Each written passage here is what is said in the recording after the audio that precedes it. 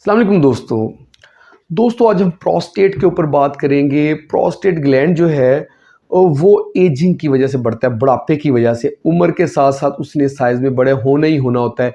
ये यानी कि ये नहीं है कि किसी की उम्र बढ़ेगी प्रोस्टेट नहीं बढ़ेगा। प्रोस्टेट उम्र के साथ बढ़ता रहता है और ये 45 से 50 साल के बाद बढ़ना शुरू होता है।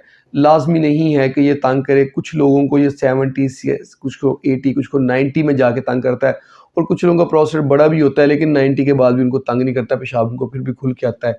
वो टेंशन वाली बात नहीं होती।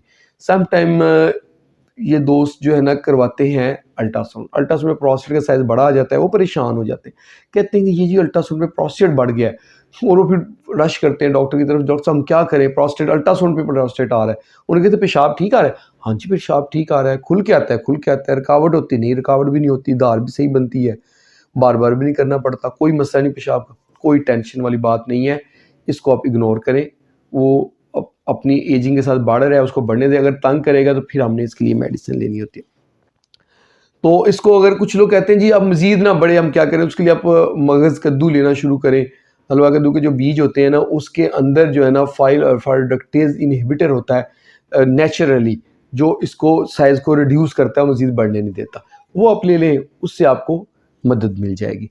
और इसके साथ साथ अगर आपने टेस्ट करवाना तो अब सीरम पीएसए टेस्ट होता है। पीएसए टेस्ट अगर आप करवाएंगे उससे हमें अंदाज़ा हो जाएगा कि ये इसमें इन्फेक्शन या फिर ट्यूमर या कैंसर तो नहीं है, ये पता चल जाएगा। तो इसमें जो मेडिसिन हमने देनी होती है वो अल्फा ब्लॉकर्स हम देते हैं, जिसमें टेम्सोलोसिन, सिल्डोसिन, टेराजोसिन वगैरह शामिल है। ये वाली मेडिसिन हम देते हैं। और जिन पेशेंट्स के साइज़ बहुत ज़्यादा बड़ा था, 100 ग्राम हो, उनको अगर हमने साइज़ रिड्यूस करने के लिए मेडिसिन देनी है तो वो हम ड्यूटास्टीराइड देते हैं, जो प्रोस्कार या एवोडार्ट के नाम से आती है। फाइनास्टीराइड जो है ना वो प्रोस्कार के नाम से आती है और ड्यूटास्टीराइड जो है वो एवोडार्ट के नाम से आती है। ये वाली मेडिसिन हम देते हैं, इससे साइज़ रिड्यूस हो जाता है। जो लाइफस्टाइल मॉडिफिकेशन में हम चाय कॉफ़ी बंद कर देते हैं, पेशेंट से कहते हैं सब्जियों का इस्तेमाल करें, टमाटर का इस्तेमाल करें, विटामिन डी का इस्तेमाल करें और इसके साथ साथ नेचुरल डाइट लें। सफ़र पे जाने से पहले यूरिन वगैरह करके निकले और हर 2 घंटे बाद लाजमी यूरिन कर ले, बिला वजह यूरिन ना रोके। और एक्सेसिव वाटर इनटेक ना ले। जैसे मिल्क शेक कभी लोगों ने शुरू करनी है तो 3 गिलास मिल्क शेक पी लिए, लस्सी पीनी की तो 3 गिलास लस्सी के पी लिए, ऐसे नहीं करना। जब फ्लूइड लेना है, कोई पीने वाली चीज़ लेनी है, बहुत एक्सेसिव नहीं लेनी। इन चीज़ों का आपने ख्याल रखना है, इससे बेहतरी आएगी। इसके अलावा प्रोस्टेट से मुतल्लिक आप अगर कुछ पूछना चाहते हैं तो हमें इनबॉक्स में आएँ, हम आपको ज़रूर रिस्पॉन्स देंगे।